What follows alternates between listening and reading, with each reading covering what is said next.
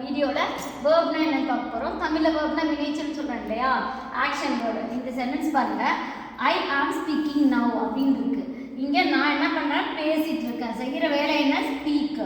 ஆனால் நான் இங்கே என்ன போட்டிருக்கேன், ஆம் போட்டிருக்கேன், ஐஎன்ஜி போட்டிருக்கேன். அப்போ இந்த வேர்ப் இருக்கு இல்லையா, இந்த வேர்ப் ஆம் ஸ்பீக்கிங் நவ் அப்படின்னா நான் இப்போ பேசிகிட்டு இருக்கேன் அப்படின்னு அர்த்தம். இப்போ அப்படின்னு சொல்லும்போது இந்த வேர்ப் அப்படிங்கிறது இங்கே ஆம் அப்படின்ற வேர்டு, ஸ்பீக் அப்படிங்கிறதோட ஆம் ஆட் பண்ணுறோம். அப்போ டென்ஸ், அதாவது டைமை தெரிஞ்சுக்கிறதுக்காக அந்த ஆம் அப்படிங்கிற வேர்பும் சேர்ந்து வந்திருக்கு இல்லையா. ஸோ இது என்ன அப்படின்னா, இது ஆக்சிலரி வேர்பு. இங்கே செய்கிற முக்கியமான செயல் என்ன அப்படின்னா ஸ்பீக் அப்படிங்கிறது. இப்போ இது மெயின் வேர்பு. இந்த வேர்பு இருந்துட்டு மெயின் வேர்பு, ஆக்சிலரி வேர்ப் அப்படின்னு சொல்லிட்டு ரெண்டாக டிவைட் பண்ணுறோம். இந்த மெயின் வேர்ப் அப்படின்னா என்னென்னா வெர்போட பேசிக் ஃபார்ம், வேர்ப் ஒன்று சொல்லுவோம். For example write, speak, go, talk, listen சொல்கிறேன் இல்லைங்களா. அப்போ வேர்போட ஒன்று தான் ப்ரெசன்ட் டென்ஸ் அப்படின்னா. ப்ரெசன்ட் தான் என்னது, வேர்ப் ஒன்று. அடுத்தது எக்ஸாம்பிளாக கோ கொடுத்துருக்கேன், ஸ்பீக்கு, இந்த மாதிரி நம்ம எடுத்துக்கலாம்.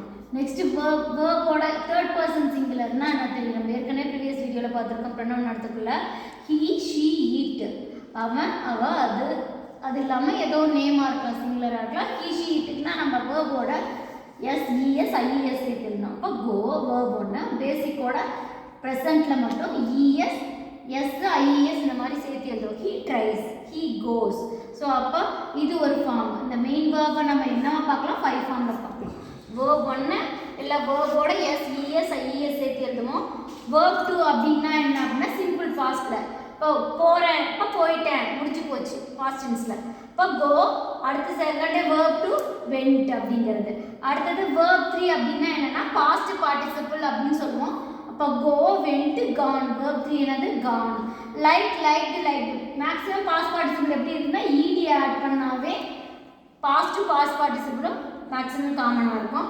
அடுத்து வேர்ப் 4னா என்னென்னா வேர்போட ஐஎன்ஜி ஃபார்ம் சேர்த்து எழுதணும்.